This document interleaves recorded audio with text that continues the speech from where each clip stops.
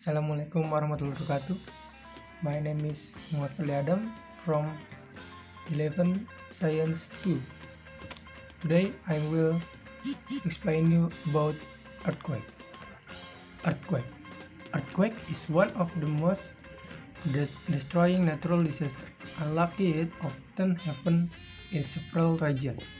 Recently, a horrible earthquake has shaken Central Sulawesi. It has brought great damage. Why did it occur? Do you know how an earthquake happens? Earthquakes are usually caused when rock underground suddenly breaks along a fault. Sudden release of energy causes seismic waves that make ground shake. When two blocks of rock or two plates are rubbing against each other, they stick a little. They don't just slide smoothly. The rock catch on each other. The rocks are still pushing against each other but not moving. After a while, the rock breaks because of all pressure that built up when the rock breaks. The earthquake occurs during the earthquake, and afterward, the plate or block of rock start moving, and they continue to move until they get stuck again. The spot underground where the rock break is called the focus of the earthquake. The place right above the focus on top of the ground is called the epicenter of the earthquake.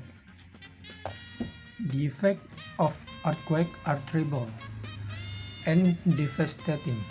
Many buildings, hospitals, schools, and the other are destroyed due to it. A lot of people get killed and injured.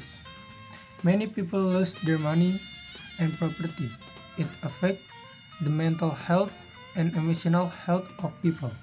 The environment effects of it are that including surface faulting, tectonic uplift and subsidence, tsunamis, soil liquefaction, ground resonance, landslide, and ground failure, either directly linked to a quake source or provoked by the ground shaking.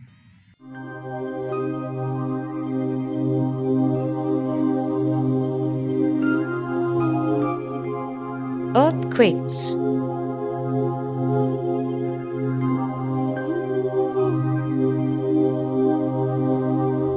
An unexpected movement of the Earth's surface is called an earthquake. When two parts of the Earth's surface move suddenly in relation to each other along a fault line due to tectonic forces, an earthquake occurs. A tremendous amount of energy is released in the form of tremors and vibrations. Such earthquakes are called tectonic earthquakes. The point of origin of an earthquake is called the focus, while the point directly above it on the surface of the earth is called the epicenter. Owing to the strong vibrations around the point of origin, the degree of destruction is greater around the epicenter. The branch of knowledge that deals with the study of earthquakes is called seismology, and the experts who study seismic waves are called seismologists. There are three types of seismic waves that spread in all directions from the focus. They are the P, S, and L waves.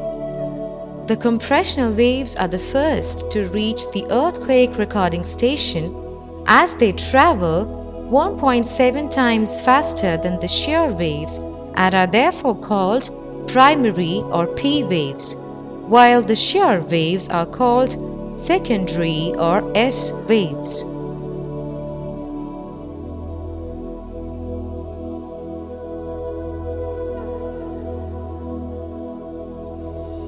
The primary waves cause the particles of rock to vibrate forwards and backwards in the direction of the waves. Secondary waves, on the other hand, cause the particles to oscillate at right angles to the direction of the waves. When P and S reach the surface of the Earth, they get converted into L long waves that travel along the surface, vibrating horizontally at right angles to the direction of the waves, called love waves or Rayleigh waves, as they also travel like sea waves. The most violent shocks and subsequent destruction is caused by the L waves.